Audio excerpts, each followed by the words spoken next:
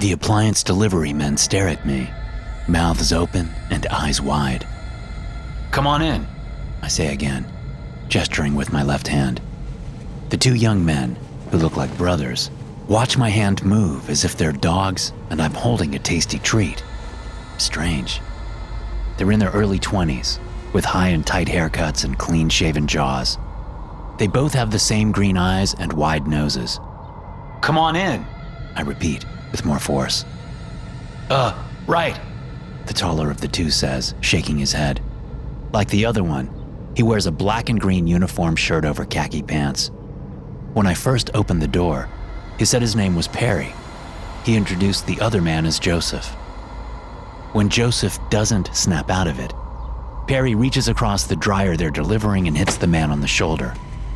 They share a look, then avert their eyes as they turn the dolly around and prepare to back the dryer through the door. It's a second-hand appliance, but it looks brand new. It was a good find if I do say so myself. I move back into the house to let the men work, but I still have to show them the way to the laundry room so they can hook the dryer tube up and test it to ensure it's working. I don't know what could have shocked them so much. As soon as I opened the door all the way, after Perry introduced them both, it was as if they went into a trance. But for the last few days, people have been acting strangely around me. I have no explanation for it. A coarse, wet coughing sound erupts from the staircase down the hall behind me. I rush over to look up the stairs. My mother is coming down from her bedroom. She's been feeling under the weather lately, and she looks strange in a way I can't quite place. It's as if I can't bring her fully into focus. Her arms in particular. Her pale pink nightgown hangs off her body from bony protrusions. What are you doing, Ma? Go back to bed. I'll get you whatever you want. Mother coughs violently for a few long moments before gathering herself. I heard the doorbell, She says. Who is it? It's just the dryer I bought, Ma. Just the delivery guys. Excuse me, sir? Perry says from behind me. He's stepping forward, bringing the stairwell into view. I turn to address him just as he looks up at my mother. His face goes ashen as he sees her. For a moment, I think he's going to vomit. My mother falls into another coughing fit, and the delivery man flinches, stepping back and raising a hand to his mouth. Are you okay? I ask him. His eyes focus on me, traveling slowly down my left arm. Then he looks me in the face again. Where's your laundry room? He says, voice cracking. Let me show you, I say. 1 second. I turn around and tell my mother to go back upstairs. She coughs some more and then turns around to head to her bedroom. I lead the two men to the laundry room and tell them I'll be in the kitchen whenever they're done. 10 minutes pass, during which time I hear the men speak in low, fearful whispers. I can't make out what they're saying, but I know something has spooked them. I just don't know what. The two men step to the kitchen doorway. We're done, Perry says. You're all set. Great. I say, standing up from the table to show them out. Sir? Perry asks. Is your mom okay? She's a little under the weather, I say. She certainly has a nasty cough. The two men share a look. She doesn't look too good. You should probably take her to a doctor. I smile at the two men. I'll consider it, thank you. And, maybe get yourself checked out too. I pause before answering. I'm fine, thank you. I appreciate your help with the dryer. Job well done. Now it's time for you to leave. The two men turn to leave, pushing their dolly. When they're outside, I produce a $20 bill and hold it out in my left hand. A tip. Both men look at the bill, then back up at me. No thanks, Perry says. We're good. They head back to their truck. I look down at the bill in my hand. For a moment, I think there's something different about my left arm. Something strange. But then the notion floats away like wispy clouds on a windy day. I close the door and pocket the bill, shrugging. Their loss. Maybe it's company policy that they can't accept tips. As I move back into the house, toward my home office, I remember the terrible itch I had on my left arm for several days. It was like a bug bite, swollen and red and endlessly itchy. But then it went away. Before my mom developed her cough, she'd been experiencing something similar, but on both arms. Strange. I sit down on my computer and get back to work. My left hand had been giving me trouble until today. It just wasn't very coordinated. It slowed my typing down considerably. But now it seems fine. Better even. I'm making up for lost time now. I've been working for a couple of hours when the doorbell rings. As I approach the door, I hear a man's voice. Police department, this is a welfare check. Welfare check? Did those delivery men call the police? Why would they? I feel a surge of anger. They think I can't take care of my own mother? I've been doing it for years. I open the door about a foot, standing with my body in the gap, arms hidden from view. Yes? Hello, sir. The policeman says. We got a request for a welfare check at this address. Do you live here? Yes, I live here. My name is Sean Douglas. I live with my mother. What's the problem? Do you mind if I come in? Yes, I mind. I'm in the middle of work right now. Did the appliance delivery men call this in? I can't tell you who called this in. I just want to make sure everything is all right. Is your mother here? What is it? Why are the police here? I hear my mother call. Her bedroom window faces the street. She's opened the window, and she's calling down from behind the window screen. The policeman walks a few paces out into the yard and looks up. Sorry to bother you, ma'am. Just wanted to make sure everything was okay.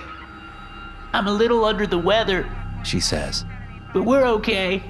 Thank you, young man. The policeman glances at me, then nods and heads back to his cruiser. I slam the door and lock it.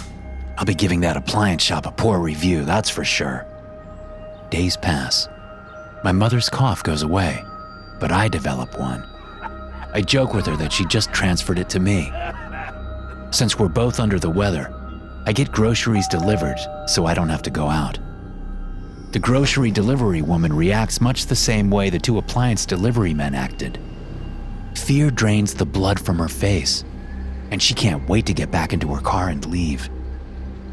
After I carry the groceries inside, I head to the downstairs bathroom and look into the mirror. Everything is as it should be. I look a little pale, but that's all. I don't really like my haircut, but it's not that bad.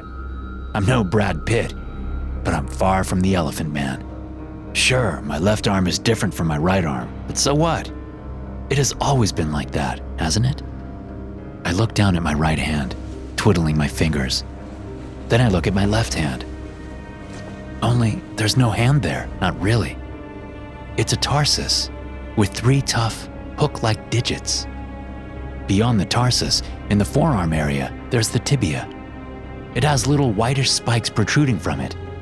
Then there's the femur, which features the shoulder-like joint known as the trochanter. While my right arm is fleshy, pale, and hairy, my left arm is tough, whitish gray, and hairless. It's better, faster, and more resilient than my right arm. I wish I had 2 of them, or more, 8 of them maybe. I don't understand what the problem is. Why people are giving me strange looks. Everything is as it should be. I head back out to the kitchen and put the groceries away. Then I start on dinner. After Mom and I eat, and I've put her in bed, I start getting ready for bed myself. I cough occasionally, but it's not that bad. It'll pass. As I head to the back door to ensure it's locked, I find it standing open a crack. I open it all the way and look out into the backyard. Nothing out of the ordinary. I shut the door, lock it, and turn around. There's a man standing there, a baseball bat raised over his shoulder. He's wearing a respirator mask, but I can see the top of his head, his eyes, forehead, and hair. It's one of the appliance delivery men, the shorter one, Joseph. His eyes are wild above the mask. He swings the baseball bat at me, but my left arm deflects it. Still, it knocks me to the ground. What did you do to him? The man screams from behind the mask, bringing the bat up for another strike. Who? I shout. I didn't do anything. You did? He's changing. You infected him. I realize he must be talking about the other delivery man, Perry. I shake my head, sliding along the floor until I'm pressed against the closed back door. You're a fucking freak!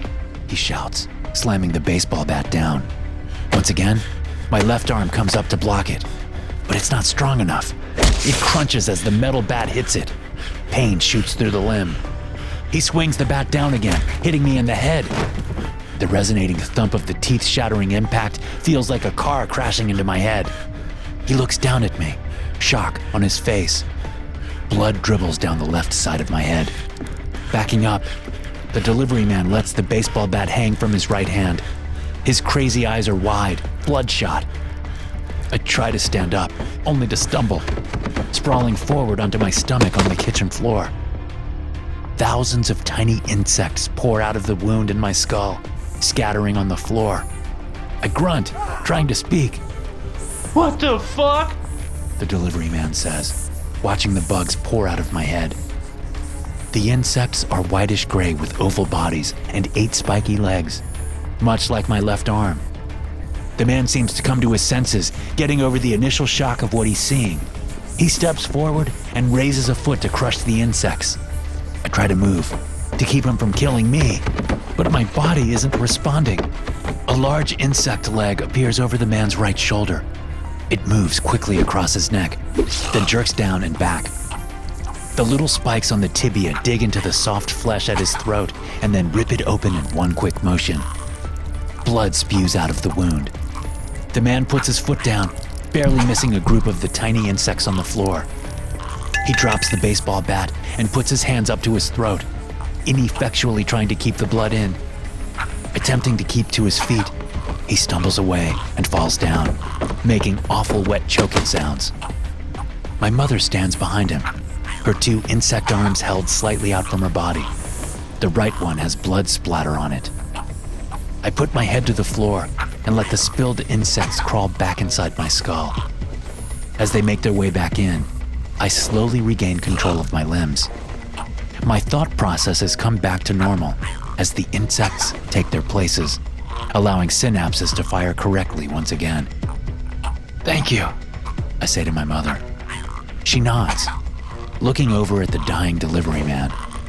My arm is broken, so is my skull, but they will heal. I'm much better than I used to be. Ever since I had that strange insect bite, I've slowly become better, faster, and more resilient. Never mind the cough. That will pass. What a terrible appliance delivery man. My mom says. Just terrible. SCP-150 is an obligate parasite that resembles a type of tongue-eating louse, but is adapted to form conjunctive symbiotic relationships with humans. Upon contact with a human subject, SCP-150 embeds itself deeply in the flesh of its host. Over the course of approximately 7 days, the parasite will burrow into the host and affect numerous physiological alterations. The most glaring alteration is the gradual conversion of the limb nearest the infection site into a chitinous appendage. As SCP-150 consumes the host's flesh, it excretes tissue that replaces and augments the functionality of the host's limb without causing transplant rejection. It is suspected that SCP-150 is able to secrete anesthetic and immunosuppressant substances to prevent the host's body from responding to the change. Furthermore, the nervous tissue excreted by SCP-150 is able to interface with the host's nervous system. By the time the process is complete, the host will be able to control the affected limb with no loss in mobility and often with improved strength, reflexes, and resilience. For a period of 1 to 2 weeks, SCP-150 will reproduce, feeding on nutrients from and depositing eggs into assimilated blood vessels. The eggs are deposited throughout the human body via the bloodstream. While the vast majority of them die off, enough survive to begin colonizing and altering the rest of the host's body. SCP-150 reproduces during this assimilation process. As the lungs are assimilated, more eggs are produced and spread by the patient's coughing. Although as many as 10,000 eggs may be produced during this time, It is estimated that only 1% of them find their way into another host, of which 1% survive the host's immune response and implant successfully.